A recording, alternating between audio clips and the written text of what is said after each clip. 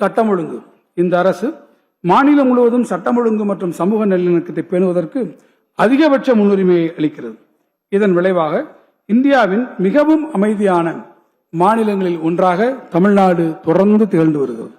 மாநிலத்தின் சட்டம் ஒழுங்கு பாதுகாப்பினை மேலும் வலுப்படுத்தும் வகையில் கடந்த 5 ஆண்டுகளில் தமிழ்நாடு சீருடை பணியாளர் தேர்வு வாரியம் மூலம் 11,777 இரண்டாம் நிலை ஆண் காவலர்கள், 4,482 இரண்டாம் நிலை பெண் காவலர்கள், 839 ஆண் காவல் சார்பு ஆய்வாளர்கள், 220 பெண் காவல் சார்பு ஆய்வாளர்கள் என மொத்தம் 17,318 நபர்கள் காவல்துறைக்கு புதிதாக தேர்வு செய்யப்பட்டுள்ளனர்.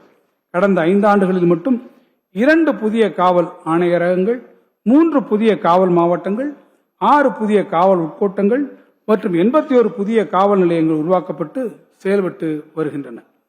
மேலும் தீவிரவாத தடுப்பு குழு சென்னை, கோயம்புத்தூர் மற்றும் மதுரையில் புதிதாக ஏற்படுத்தப்பட்டு செயல்பட்டு வருகின்றன.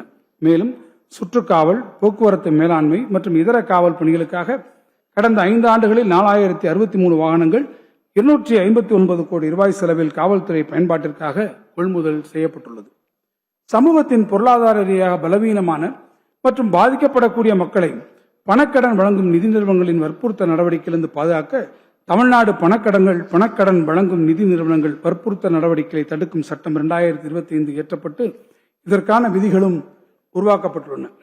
பொருளாதார குற்றங்களை 1982 ஆண்டு தமிழ்நாடு தடுப்பு காவல் சட்டத்தின் கீழ் கொண்டுவர 2025 ஆண்டு உரிய சட்ட திருத்தங்கள் மேற்கொள்ளப்பட்டுள்ளன.